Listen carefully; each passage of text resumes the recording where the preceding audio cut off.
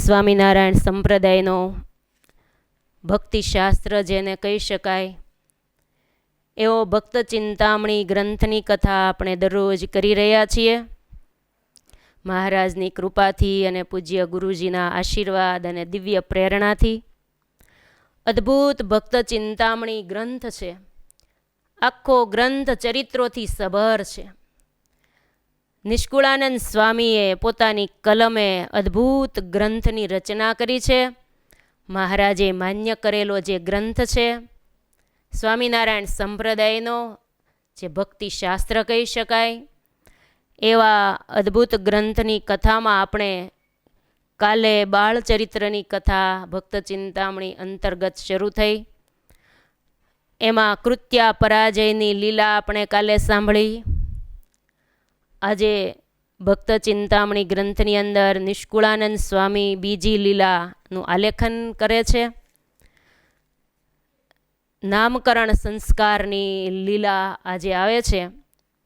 તો આપણે નિષ્કુળાનંદ સ્વામીની કલમે લખાયેલી પંક્તિઓનું આપણે ગાન કરીશું. ત્યાર પછીની જે વાર્તા સહુ સાંભળજો સાવધાન. હરિ ઈચ્છાએ આવ્યા માર્કંડેય ગુણવાન.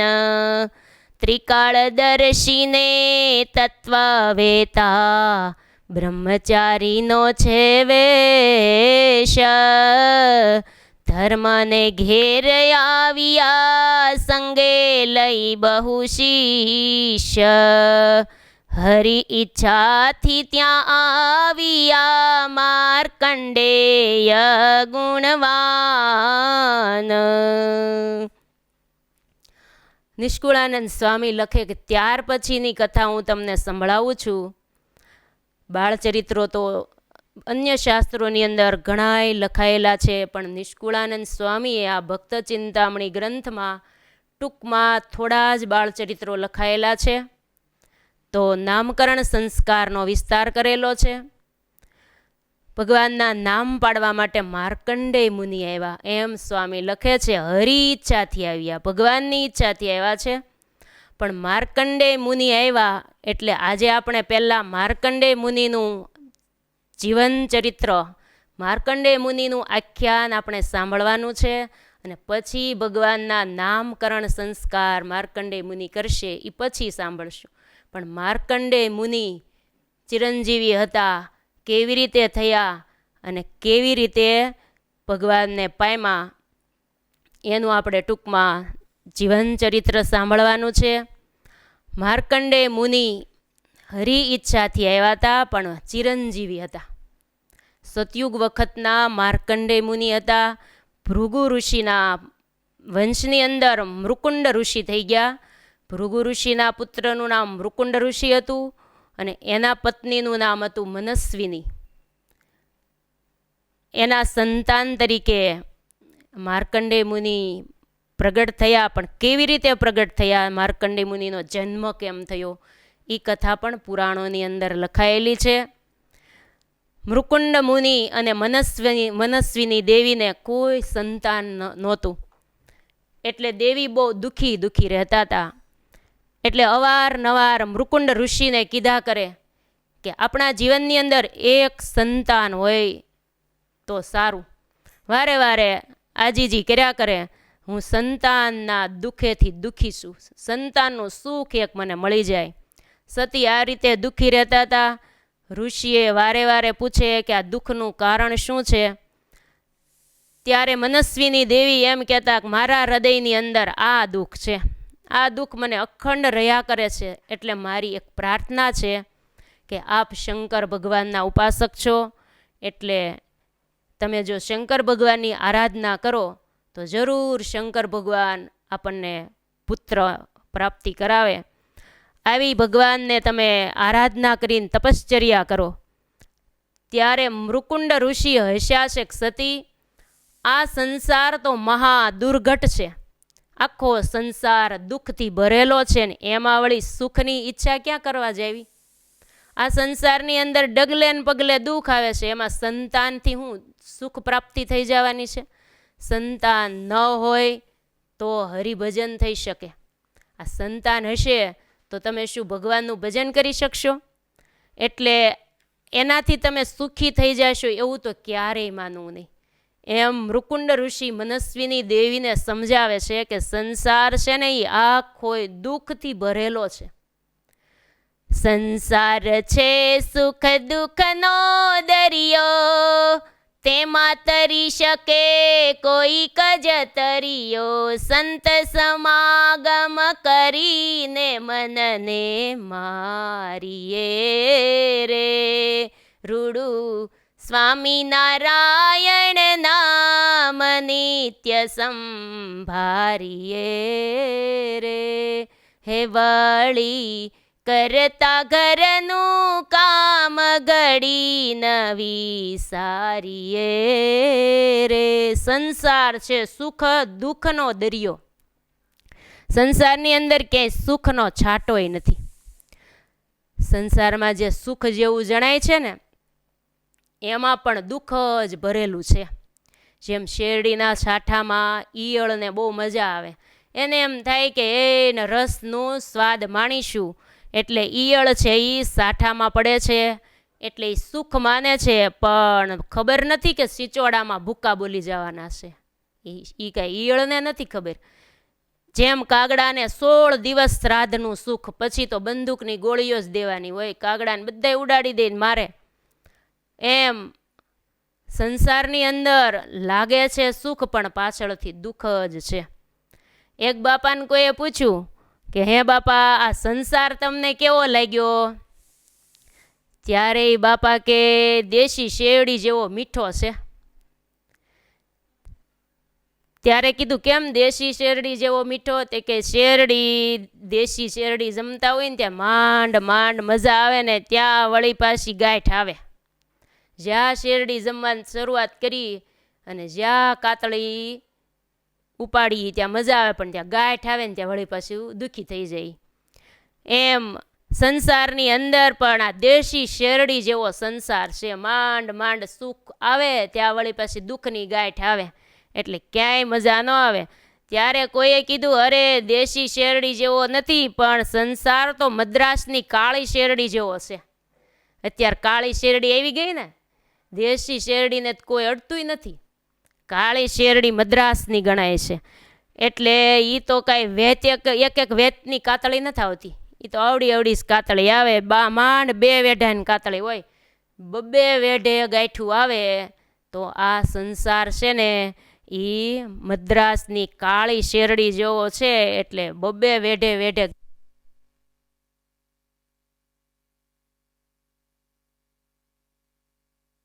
માર્કંડેય મુનિ મનસ્વીની દેવીને સમજાવી રહ્યા છે કે આ સંસાર છે તે દુઃખનો દરિયો છે.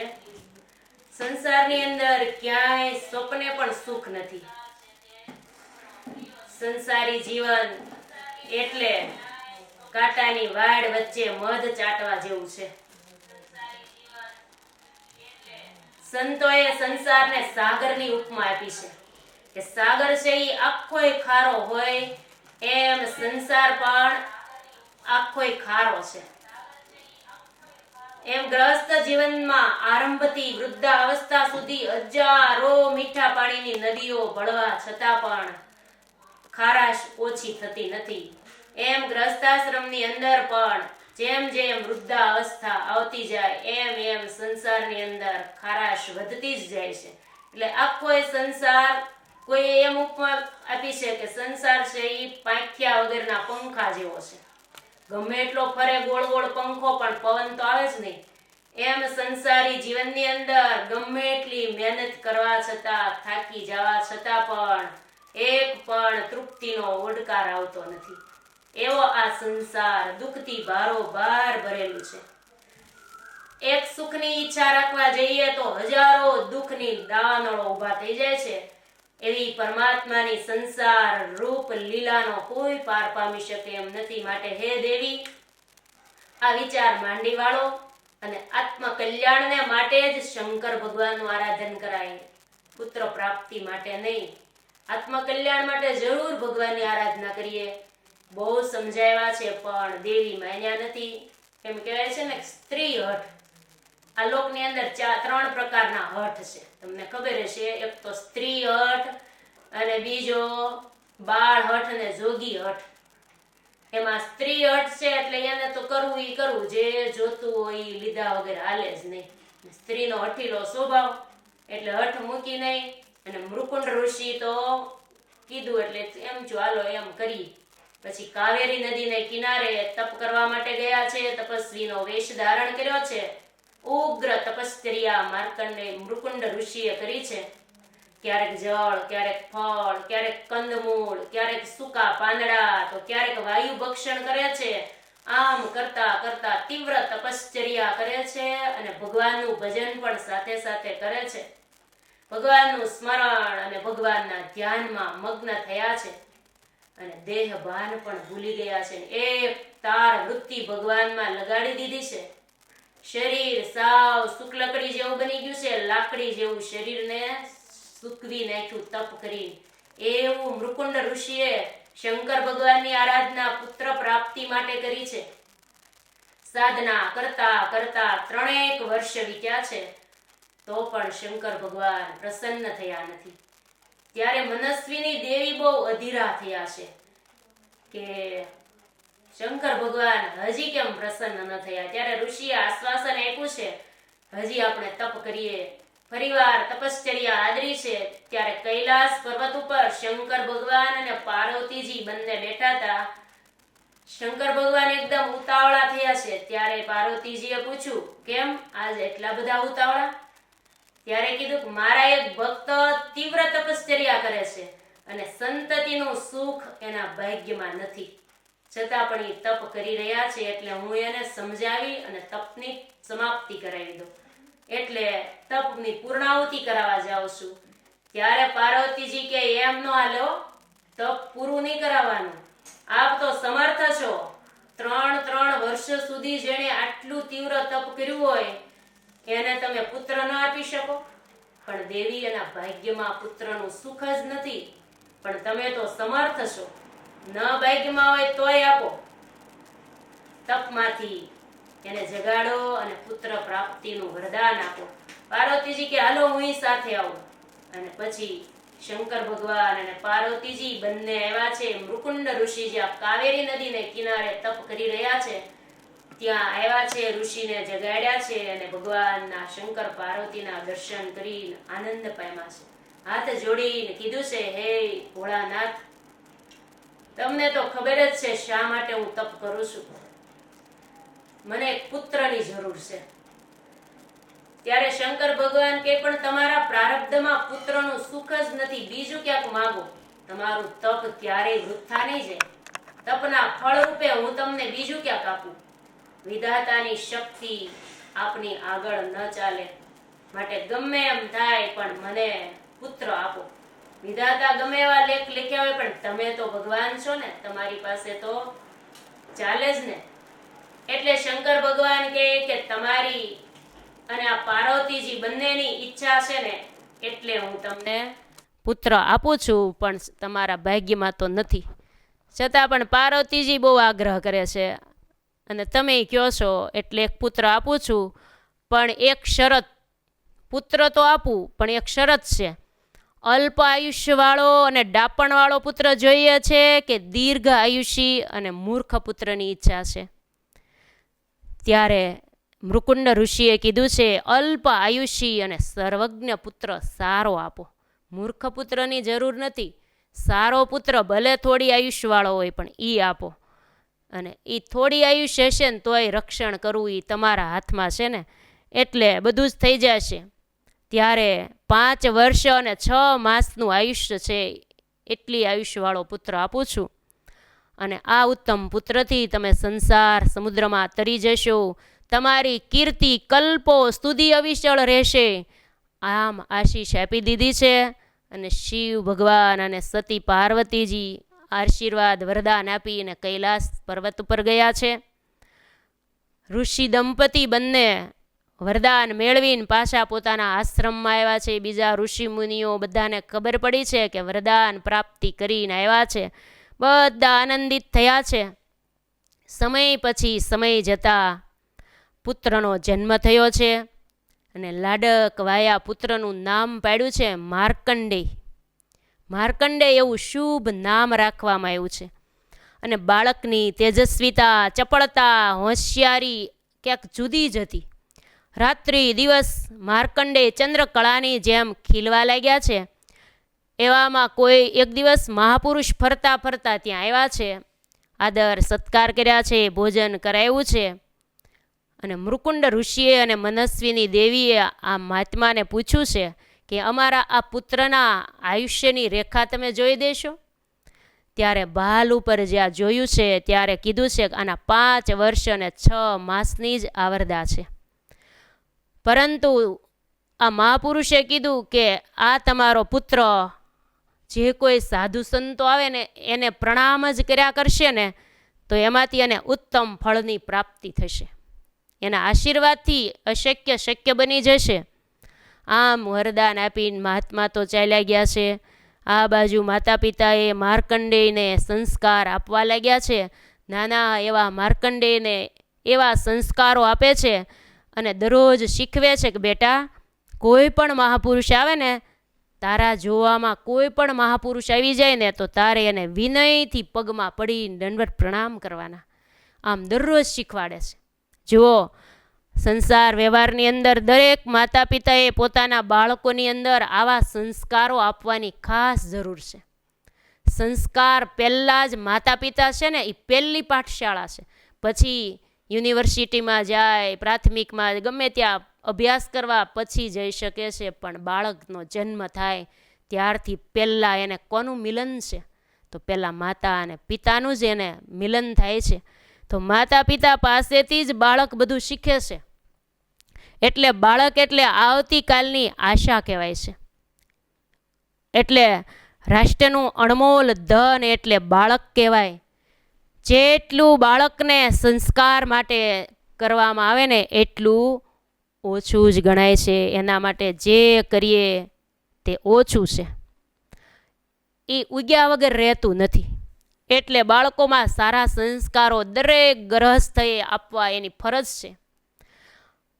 આ રીતે માર્કંડેય મુનિના માતા પિતાએ માર્કંડેય મુનિને આવા સંસ્કારો આપ્યા છે કે બેટા, જે કોઈ મહાપુરુષને તું જોઈ જા ને તારે દંડવત પ્રણામ કરવાના.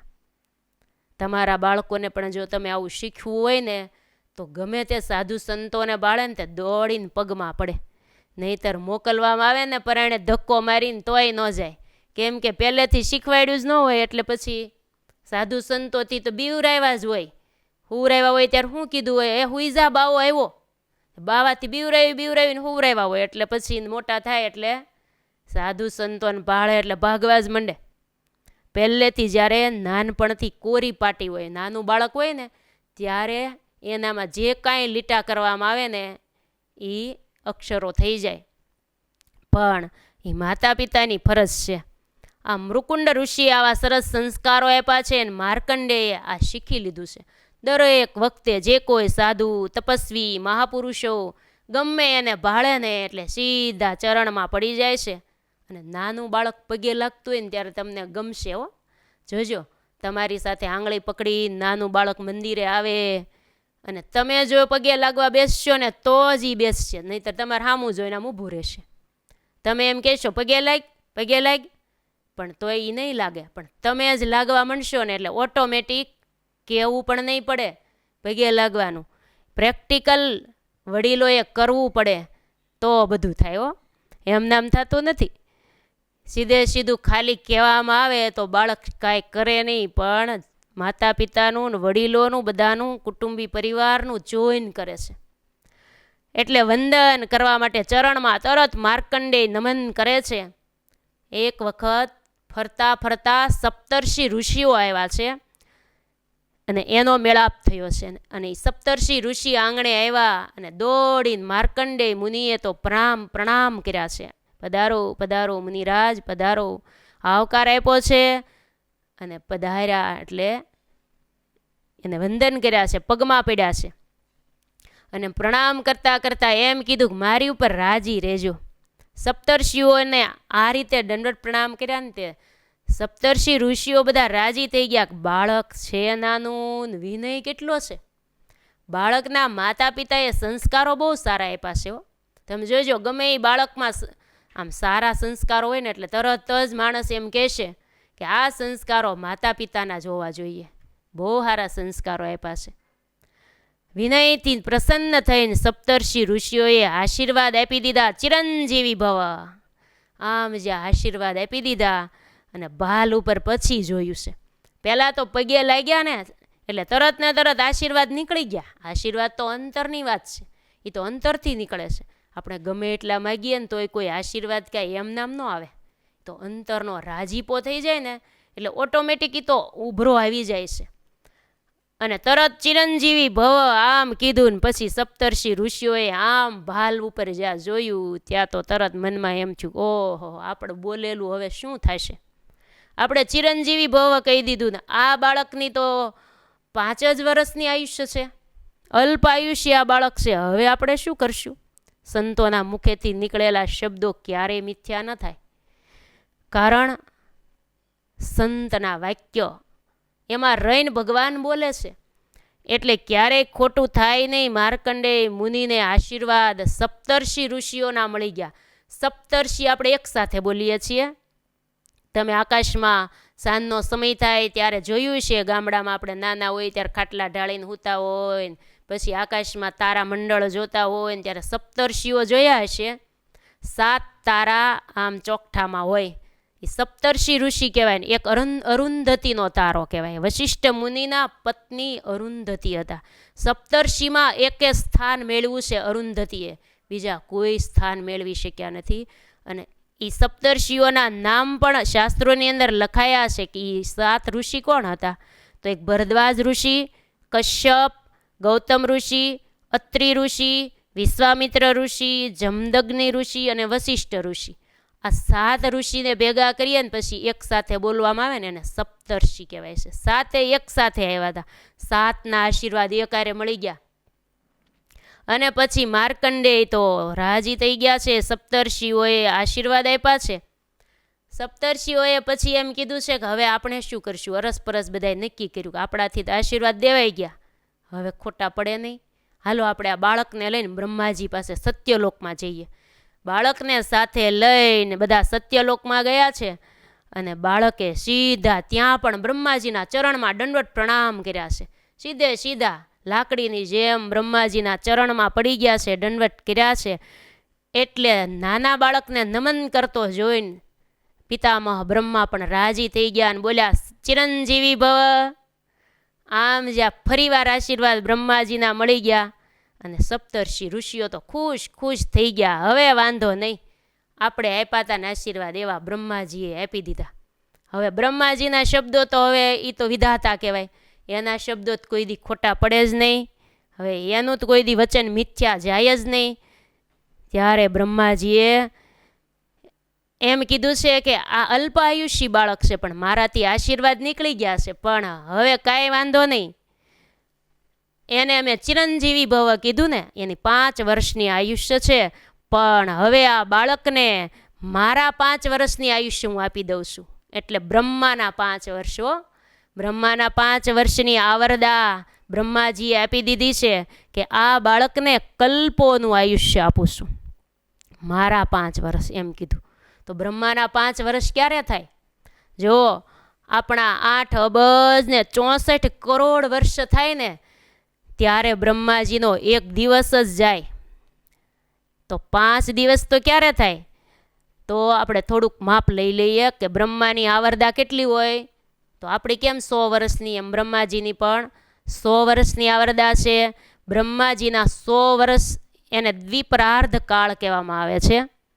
અત્યારે બ્રહ્માજીનું દ્વિતીય પરાર્ધ ચાલે છે, અર્થાત 51મું વર્ષ ચાલે છે. બ્રહ્માજીના 50 વર્ષ પૂરા થઈ ગયા. આપણે કહીએ છીએ ને 50 વર્ષ ને 1.5 પોર સ્તુતિ કરીને ત્યારે પુરુષોત્તમ નારાયણના પાવનકારી ચરણારવિંદ ભૂમંડળ પર આવ્યા છે, એમ નામ નથી આવ્યા. આટલી પ્રાર્થના બ્રહ્માજીએ કરીને ત્યારે પુરુષોત્તમ નારાયણ પ્રગટ થયા છે આ ફૂટલા બ્રહ્માંડમાં. ત્યારે બ્રહ્માજીની 51મું વર્ષ ચાલે છે. ત્યારે 51 વર્ષનો પ્રથમ દિવસ જ હજી ચાલુ છે. અને બ્રહ્માના એક દિવસના સમયને કલ્પ કહેવામાં આવે છે.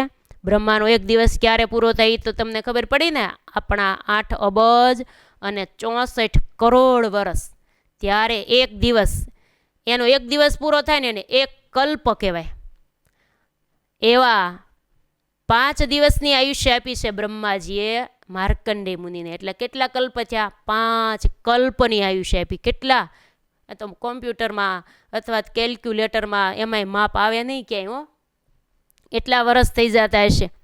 એ તો તમે ગમે એટલા આંકડા ચડાવીને તો એ માપ આપણાથી લઈ ન શકાય. એટલા વર્ષની આયુષ્ય આપી દીધી માર્કંડેય મુનિને.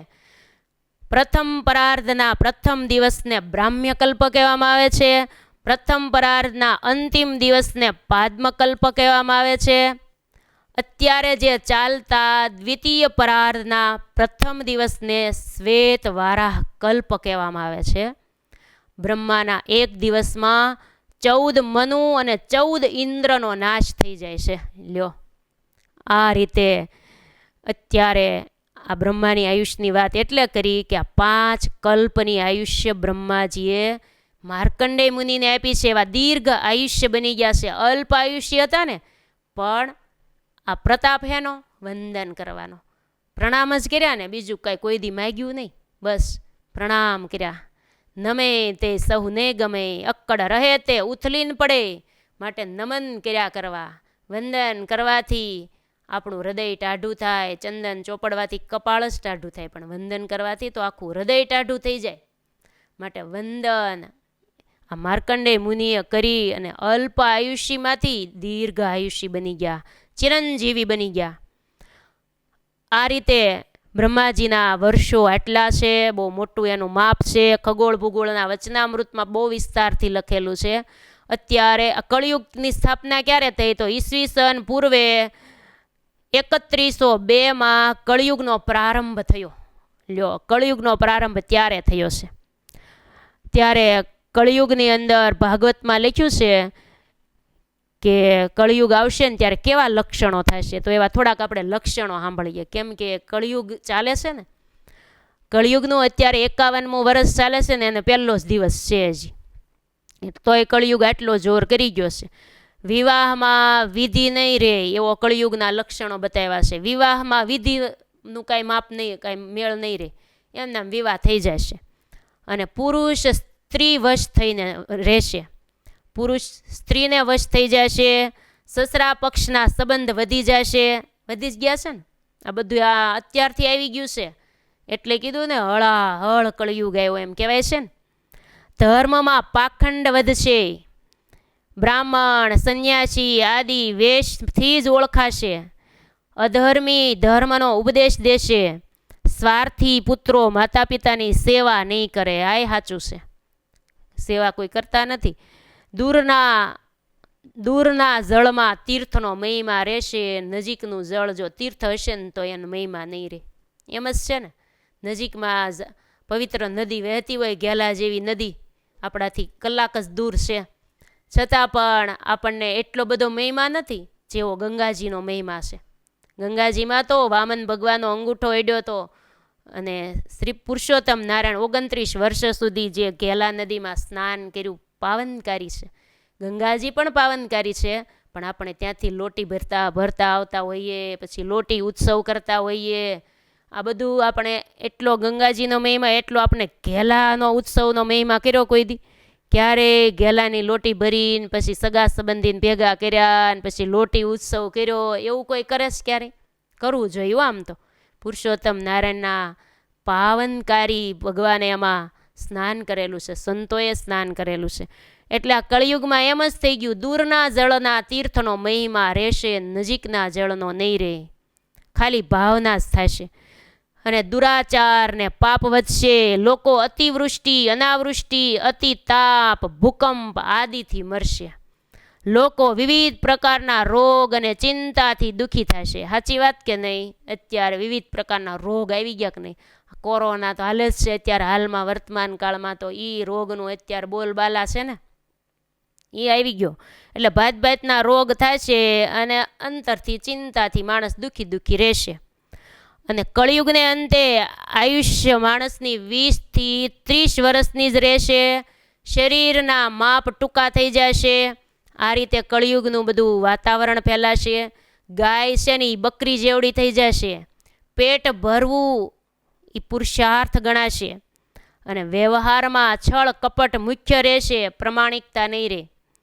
થોડા ધનને માટે બધા ઝઘડા કરશે, મારશે અને મરાશે. ત્યારે આવો ઘોર કળિયુગનો અંતમાં જ્યારે આવું બધું આવશે, અત્યારે થોડું ઘણું આવી ગયું છે, થોડું ઘણું બાકી છે, એ આવ્યા કરશે, એમ ધીમે ધીમે ચાલુ જ છે. કળિયુગ પૂરો થશે ત્યારે શંભલ ગામમાં વિષ્ણુ યશ બ્રાહ્મણને ઘેરે કલ્કી અવતાર થશે. એ કલ્કી ભગવાન ફરીને 29માં સતયુગની સ્થાપના કરશે. અત્યારે કેટલામો કળિયુગ ચાલે છે? 28મો કળિયુગ ચાલે છે.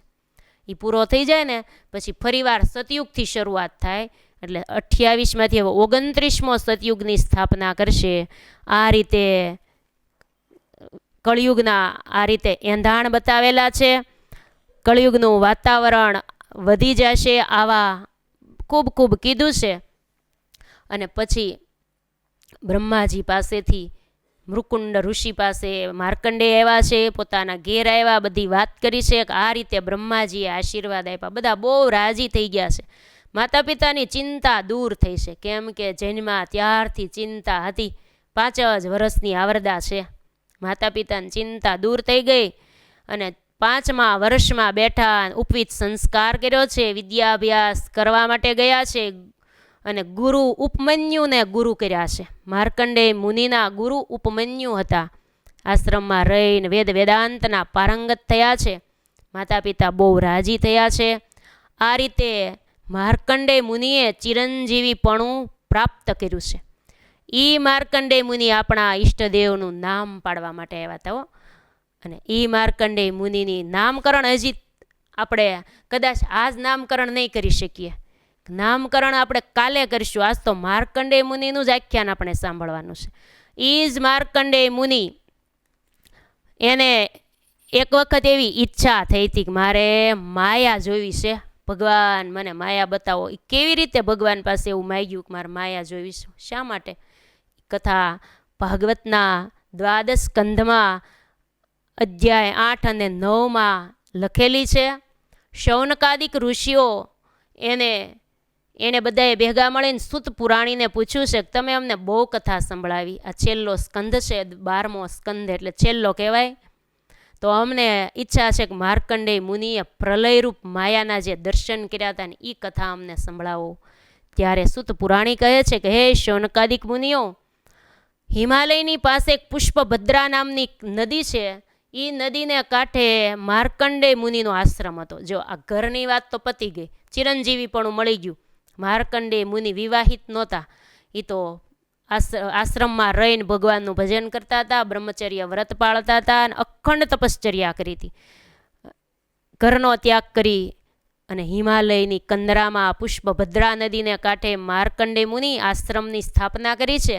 અને ત્યાં કેટલાય શિષ્યોની સાથે અખંડ તપશ્ચર્યા કરે છે. તપ કરતાં કરતાં 1,00,000 વર્ષ સુધી કઠોર તપશ્ચર્યા કરી અને મૃત્યુ ઉપર વિજય મેળવ્યો છે, મૃત્યુને જીત્યું છે.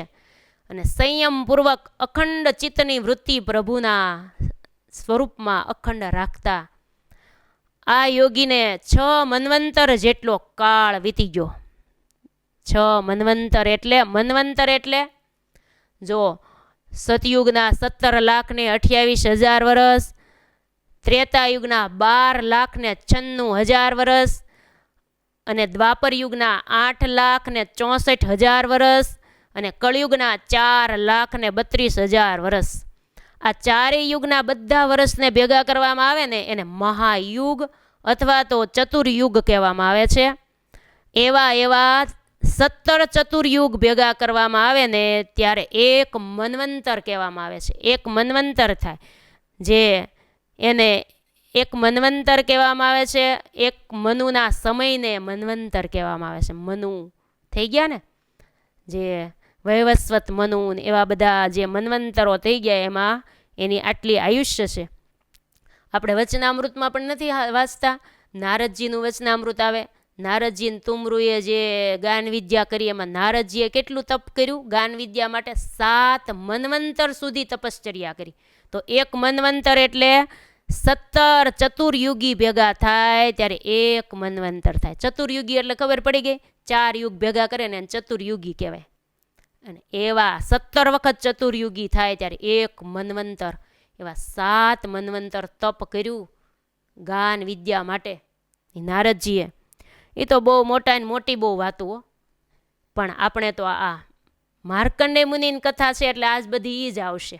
એટલે આજ કંઈ ભક્ત ચિંતામણીમાં આપણે ઊંડું ઉતરવું નથી, માર્કંડેય મુનિના આખ્યાનમાં છીએ.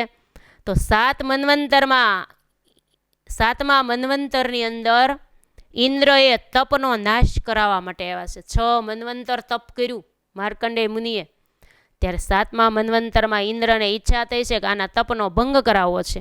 એટલે અપ્સરાઓ ગાંધર્વોને બધાને મોકલ્યા છે કે આ તપનો ભંગ કરાવવા માટે જાઓ. પણ મુનિને ગમે એટલું કર્યું, નાચ ગાન કર્યા, કામદેવ આવ્યા, ગમે એટલું કર્યું છે, વાતાવરણ ઊભું કર્યું, પણ માર્કંડેય મુનિ તપથી ચલાયમાન થયા નથી. અને પછી બધા જ થાક્યા છે અને પાછા સ્વર્ગમાં ગયા છે અપ્સરા બધા. પણ માર્કંડેય મુનિને તપનો અહંકાર પણ આવ્યો નથી. લ્યો, એ ન આવવું એ જ મોટી વાત છે. તપ કરવાનો પણ અહંકાર નથી આવ્યો અને સદાય ભગવાનના ચરણમાં મન રાખી અને અખંડ ભગવાનનું ધ્યાન કરે છે.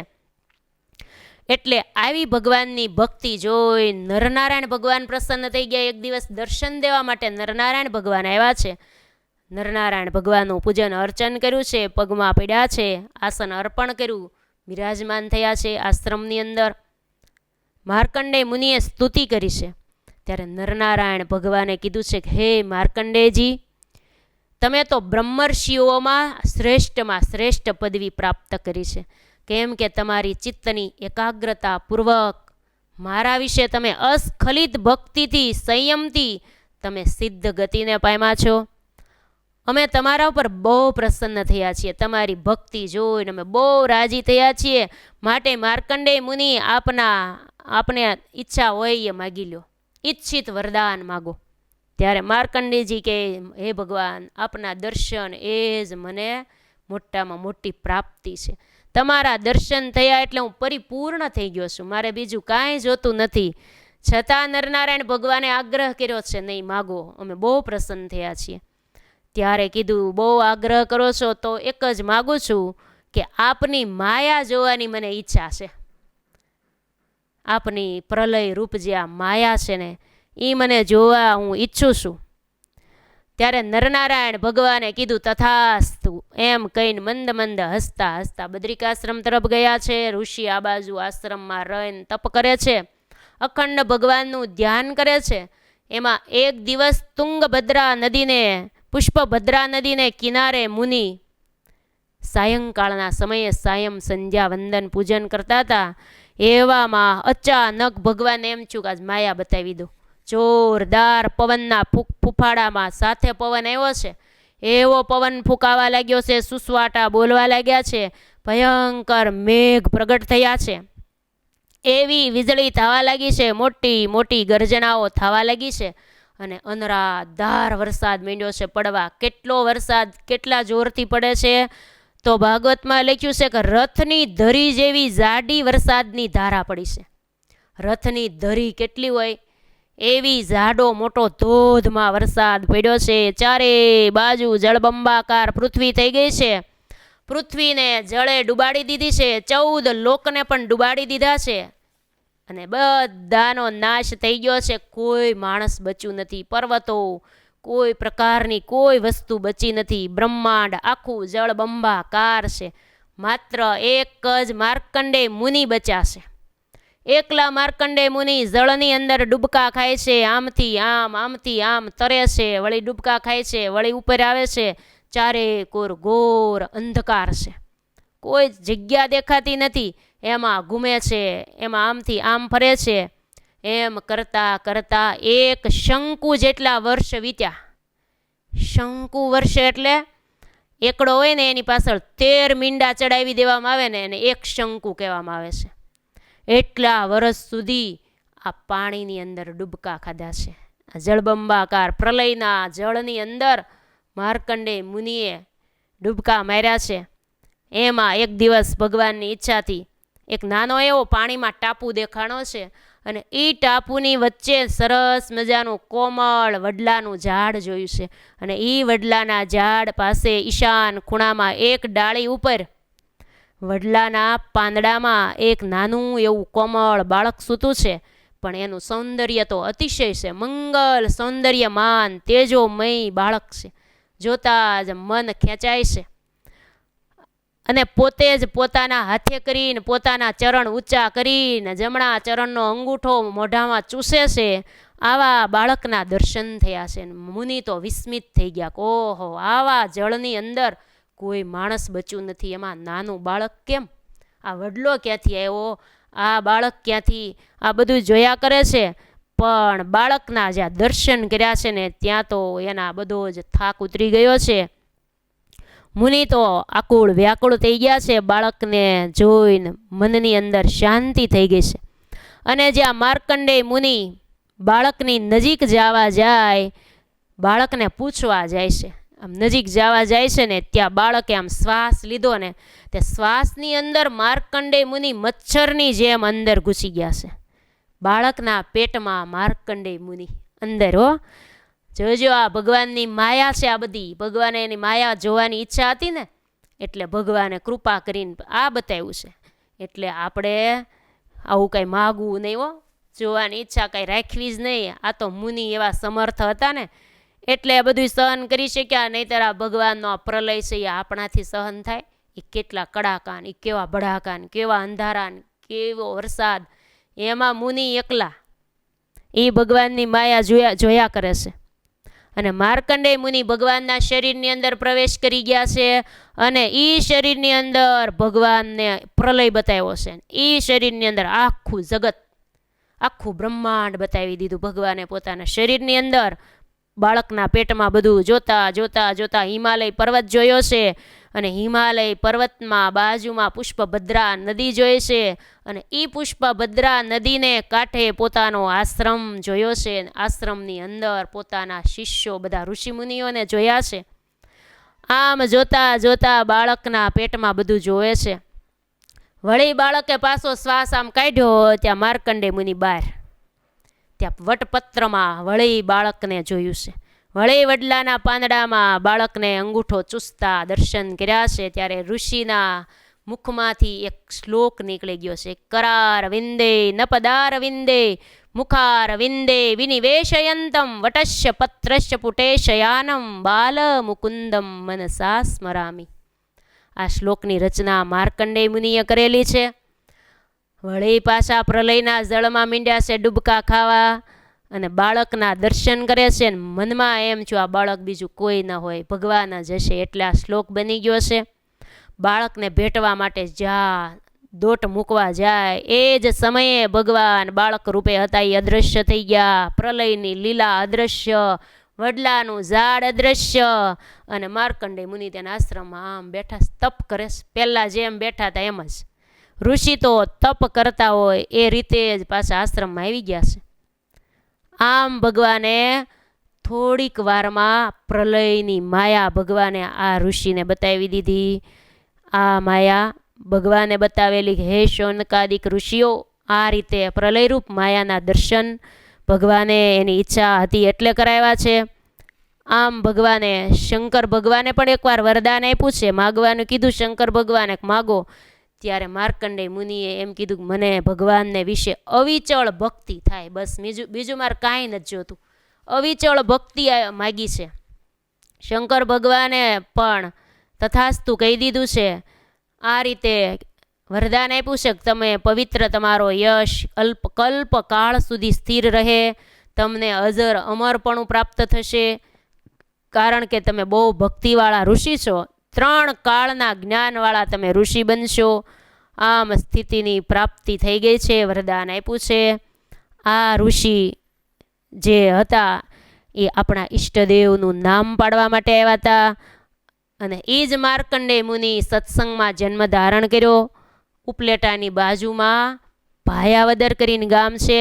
એ ભાયાવદર ગામમાં જે દેવકૃષ્ણ જોશી, જેના પિતાનું નામ હતું બ્રાહ્મણ કુળમાં, સંવત 1874માં આ માર્કંડેય મુનિ સત્સંગમાં જન્મ ધારણ કરીને આવ્યા અને નામ પડ્યું રામજી જોશી. પૂર્વાશ્રમનું નામ રામજી જોશી હતા.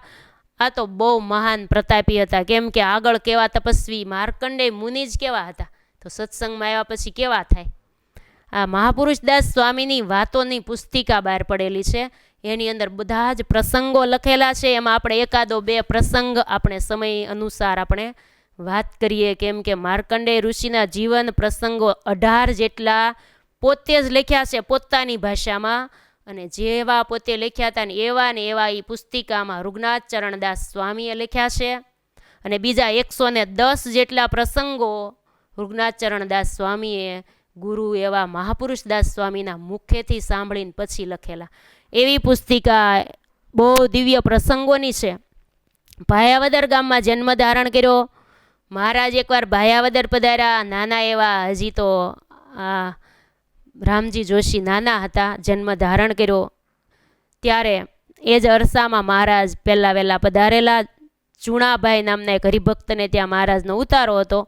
મહારાજ ત્યાં થાળ જેમાં બીજે દિવસે દેવકૃષ્ણ જોશીએ પોતાને ઘેરે મહારાજને આમંત્રણ આપ્યું છે, થાળ જમવા પધારો. મહારાજ પધાર્યા છે, થાળ બનાવ્યા છે, મહારાજ જેમાં છે. પછી મહારાજ બેઠા હતા ને એટલે દેવકૃષ્ણ જોશી પોતાના પુત્ર રામજીને તેડીને પગે લગાડવા માટે જાય છે. મહારાજ, આ નાનો રામજી છે એટલે હજી એને વર્તમાન ધરાવવાના બાકી છે, મહારાજ આપના હાથેથી જ વર્તમાન ધરાવી દો. એટલે મહારાજે જળ મંગાવ્યું, હાથમાં જળ લઈ જમણો હાથ હાથમાં લીધો છે અને મહારાજે જળ રેડી વર્તમાન ધરાવી કંઠી પહેરાવતા મહારાજે 2 હાથ માથે મૂકી દીધા. હો, મહારાજ 2 હાથ માથે મૂકીને બોલ્યા, દેવકૃષ્ણ જોશી, આ માર્કંડેય મુનિ તમારે ઘેરે પ્રગટ થયા છે, એ સંસારમાં રહેશે નહીં. બહુ મોટા મહાત્મા હતા માર્કંડેય મુનિ, આ સંસારમાં મોટા થઈને નહીં રહે. આટલું મહારાજ બોલ્યા. અને બીજો એ શબ્દ બોલ્યા, બીજા પણ તમારે ઘેરે એક અક્ષર મુક્ત અવતાર લેશે. એનું નામ પછી માધવજી પડ્યું હતું. 2 ભાઈઓ હતા. મહારાજ આ રીતે વરદાન આપીને પછી મહારાજ ઉતારે પધારી ગયા છે.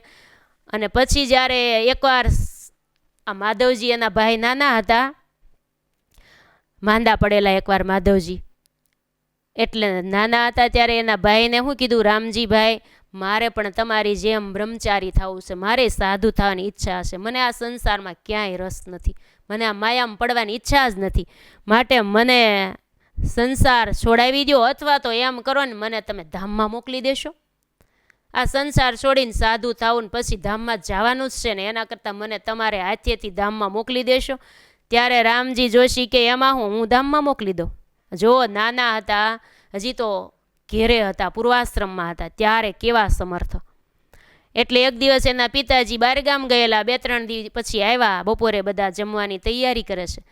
રામજી જોશી કે હું પહેલાં મેં જમી લીધું અને પછી હું મંદિરિયામાં બેઠો છું, અને બીજા બધા જમવા માટે બેઠા, અને માધવજી ઓસરીમાં સૂતો છે. અને ત્યાં જઈને મેં 3 વાર તાળી પાડી, સ્વામિનારાયણ સ્વામિનારાયણ સ્વામિનારાયણ, આમ 3 તાળી પાડીને એની પાસે હું બોલ્યો ને, અને એમ કીધું ધામમાં વયો જા, એમ કરીને ધામમાં મેં તરત મોકલી દીધો.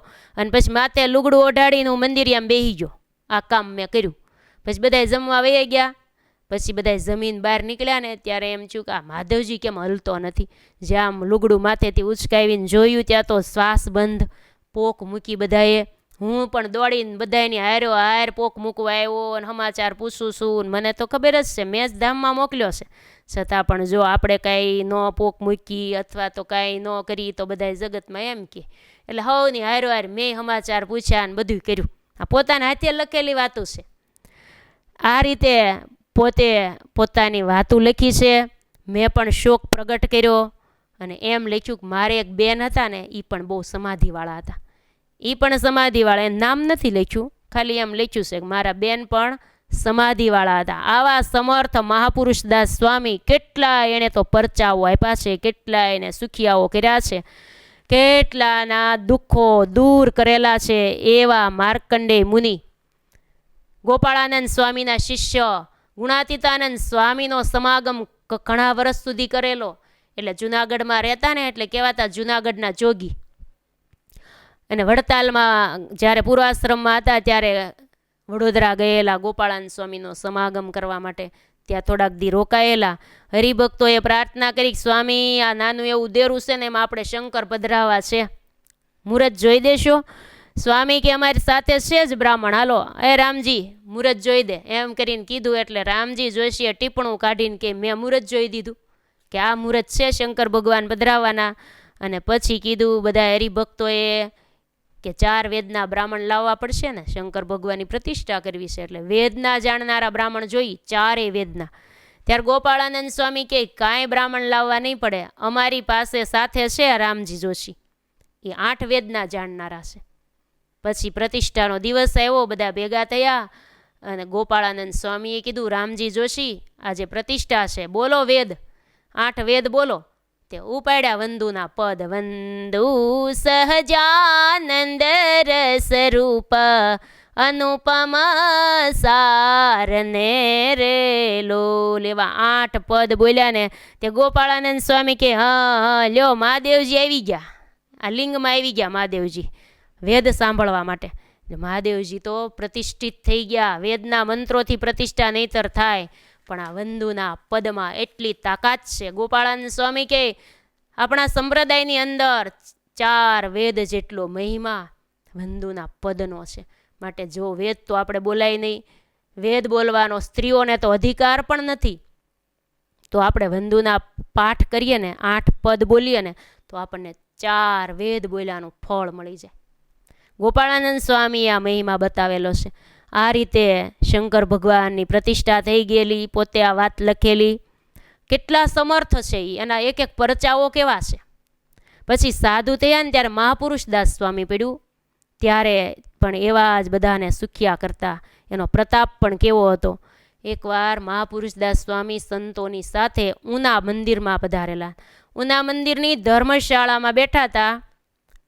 એ વખતે સામે ગામનો ગઢ દેખાતો હતો, ધર્મશાળામાં બેઠા હોય એટલે સામે મોટો ગઢ દેખાતો હતો, અને એ ગઢને માથે કેટલાય જમ બેઠા હતા. એ જમનું ટોળું ત્યાં બેઠું હતું. એટલે મહાપુરુષદાસ સ્વામીના શિષ્ય દામોદરદાસજી હતા, એણે કીધું સ્વામી જો હા મેં ગઢ ઉપર જમનું ટોળું બેઠું છે, કેટલા જમ બેઠા છે. ત્યાં સ્વામીએ એ બાજુ આમ દ્રષ્ટિ કરીને જોયું ને, ત્યાં તો આમ હામું જોયું ને સ્વામીએ, ત્યાં તો ટપોટેપ 2 જમ દોડીને મહાપુરુષદાસ સ્વામીના ચરણમાં દંડવત પ્રણામ કરવા માંડ્યા. લે જમ આવીને દંડવત કરવા માંડ્યા. કેવા સમર્થ સંતનો એને મહિમા સમજાઈ ગયો, નહીં તો એને કોણ કહેવાય ગયું હતું કે આને પગે લાગવા આવ્યો કે આ સમર્થ સંત કહેવાય છે. પણ દોડીને 2 સંત ચરણમાં આવીને દંડવત પ્રણામ કર્યા. તે 2 પગે લાગીને આમ હાથ જોડીને ઊભા છે ને, ત્યાં વળી ત્રીજો જમ આવીને દોડીને 2ના ખંભા ઉપર આમ ઊભો રહી ગયો. 2 પગ 2 ઉપર એક પગ રાખીને આમ ઊભો. જમ હો, આ જમની લીલા. અને પછી મહાપુરુષદાસ સ્વામી કે આમ ટીખળ ને ઢીંગાણા કરવા હોય ને તો હાલતા થાવ અહીંથી. આમ જ્યાં આટલું કીધું ને ત્યાં જમ ટપો ટેપ ભાગવા જ માંડ્યા, પગે લાગીને ભાગવા જ માંડ્યા. આ કેવા સમર્થ સંત, જેને પગે લાગવા આવે અને કે એટલે તરત વયા પણ જાય. આવા સમર્થ સંતની વાતો અદ્ભુત છે. જે માર્કંડેય મુનિનો અવતાર હતા, એ બોલે એ થાય ને પછી તો એની તપની સાધના કેટલું તપ. કોઈ તો એમ કહે છે કે માર્કંડેય મુનિ માથે પૂળો રાખીને અખંડ જપ કરતા, માથે ખડનો પૂળો રાખી અને તપ કરતા, એવું પણ કહેવામાં આવે છે. આવા મહાન હતા. એક જ પ્રસંગ કહીને આપણે પૂરો કરી દઈએ હો. જો એકવાર મહાપુરુષદાસ સ્વામી ઢોલરવા ગામમાં પધારેલા. મંદિરમાં ઉતારો, ભગવાનજીભાઈ રસોઈનો સામાન લાવ્યા, એને રસોઈ કરી, ઠાકોરજીના થાળ થયા, સંતો બધાએ પ્રસાદ લીધો. એ જ વખતે આંબા ગામના દેવશી લુહાર આવ્યા, આપણે નામ પણ સાંભળ્યું છે, મહારાજના મળેલા, બહુ સમર્થ. ભગવાનના દર્શન કર્યા પહેલાં, ત્યાં એને ભગવાનમાં પ્રીતિ થઈ ગઈ હતી. એવા સ્વામીના દર્શન કર્યા, આવીને પગે લાગ્યા ને બેઠા. સ્વામીએ સંતોને ભંડારમાં જઈને કીધું દેવશી ભગત આવ્યા છે, જમાડી દેજો. દેવશી ભગતને પ્રેમથી સંતોએ જમાડ્યા. પછી સ્વામીની પાસે બેઠા. એટલે મહાપુરુષદાસ સ્વામી કે દેવશી ભગત વરસાદનું કેમ છે? વરસાદ બહુ આમ આવ્યો ન હોય એવું લાગે છે, બહુ તાણ છે. બધા હરિભક્તો કહેતા હોય કે વરસાદની તાણ બહુ છે. તો શું કરશું, એનું કારણ શું હશે આ વરસાદની તાણ છે એ? તો દેવશી ભગત, તમે બહુ એકાંતિક ભક્ત છો, સમાધિવાળા છો, તો તમે સમાધિમાં જઈને ઇન્દ્રના લોકમાં જાઓ ને ઇન્દ્રને પૂછી આવો કોણ કેમ વરસાદ થતો નથી. પછી દેવશી ભગતે સમાધિ કરી અને ઇન્દ્ર લોકમાં ગયા છે. ઇન્દ્ર લોકમાં જઈને એ વખતે દેવશી ભગત ઇન્દ્ર પાસે ગયા ને ઇન્દ્ર માંદો પડ્યો હતો, હૂતો હતો. એટલે ઇન્દ્ર હૂતો તો બધાય બારે મેઘો એને સેવામાં હતા આજુબાજુમાં, અને એમાં હાથીઓ હતો ને એ ઇન્દ્રની સેવામાં સ્પેશિયલ હતો, અને બીજા બધા આજુબાજુમાં બેઠા હતા. આ 12 મેઘમાં જે હાથીઓ કહેવાય છે ને એ સ્પેશિયલ એની અંગત સેવામાં હતો, એટલે એ બધા સેવામાં હતા. એટલે દેવશી ભગતે જઈને પૂછ્યું ઇન્દ્રને કોણ કેમ વરસાદ નથી. ત્યારે 12 મેઘે શું કીધું કે હાથિયામાં પાણી તો બહુ છે, ભર્યું છે, પણ આ ઇન્દ્રની સેવામાં એ છે એટલે એ કંઈ અત્યારે નહીં આવે, એ દિવાળી પછી આવશે, દિવાળી પછી વરસાદ થશે, અત્યારે નહીં થાય. હાથિયામાં પાણી તો બહુ છે પણ હાથીઓ દિવાળી પછી વરસશે, અત્યારે સેવામાં જોડાણો છે. અને ખરેખર પછી એમ જ થયું. સમાધિમાં દેવશી ભગત જાગ્યા, સ્વામીને બધી વાત કરી, સ્વામી રાજી થયા, અને ખરેખર કારતક મહિનો બેઠો અને એવો વરસાદ થયો, એમ કહેવાય ને હાથીઓ છેલ્લે જ હોય ને, અને બહુ વરસાદ થયો હતો અને ઘણું પાણી થઈ ગયું હતું. આવા સ્વામી પ્રતાપી, દેવશી ભગતે કેવા પ્રતાપી, ક્યાં એના ભક્તો, કેવા એના સંતો, કેવા પુરુષોત્તમ નારાયણ આપણને મળ્યા. એ માર્કંડેય મુનિ યુગો સુધી તપ કરીને છેલ્લે પણ ક્યાં આવવું પડ્યું? પુરુષોત્તમ નારાયણના ચરણમાં. છેલ્લે અક્ષરધામની પ્રાપ્તિ કરવા માટે તો સત્સંગમાં જન્મ લેવો પડ્યો, અને સંત બન્યા અને અખંડ અવિનાશી સુખની પ્રાપ્તિ કરી. આવા માર્કંડેય મુનિનું આખ્યાન આજે આપણે લીધું છે. કેમ કે ભગવાનનું નામ પાડવા આવ્યા એ કેવા સમર્થ હશે. એટલે એમ થયું કે આજ તો આપણે માર્કંડેય મુનિને જ યાદ કરવા છે, અને કાલે આપણે શાંતિથી ભગવાનના નામકરણ સંસ્કાર તમતાર કરશું. તમે આવજો બધા, નામકરણમાં જે કાંઈ લાવવું હોય ભગવાનને માટે, એ ભગવાનને તમારા ઘરમાં બધો વિધિ હારે કરતો જાઓ. તમારા બાળકોને નામ ન પાડ્યું હોય તો હારે તે દી પાડી દેજો. ભગવાનના નામકરણની હારે બધું કરતું જવું, ભગવાનના ચરણમાં ફૂલ મૂકતા જવા, ભગવાનનું પૂજન કરતું જવું, ઘર મંદિરની અંદર બધું થઈ શકે. આ રીતે બધું જ સુખ આપણે મનથી લેવાનું છે. એવો સુંદર મજાનો ભગવાને આપણને આ યોગ આપ્યો છે, ભગવાનના ગુણ ગાવા સાંભળવાનો. મહારાજની કૃપાથી આપણે ભગવાનના ગુણો ગાઈએ છીએ અને સાંભળીએ છીએ. તો એવા સમર્થ એવા મહાપુરુષ દાસ સ્વામી માર્કંડેય મુનિનું આખ્યાન અહીંયા પૂર્ણ થાય છે. એ તો બહુ લાંબુ બધું લખ્યું હોય, પણ આપણે સમયને અનુસારે ટૂંકમાં બધી વાત કરી છે. એવા માર્કંડેય મુનિના ચરણોમાં આપણે વંદન કરીએ, મહાપુરુષ દાસ સ્વામીના ચરણોમાં વંદન કરીએ, અને આજની કથાને પુરુષોત્તમ નારાયણના શ્રી ચરણોમાં કથારૂપી પુષ્પને અર્પણ કરી પૂજ્ય ગુરુજી, પૂજ્ય કાંતાબેન, પૂજ્ય રેખાબેન, સર્વે સાંખ્યોગી બહેનોના, સર્વે ભાવિક ભક્તોને ભાવથી જય સ્વામિનારાયણ, જય સ્વામિનારાયણ.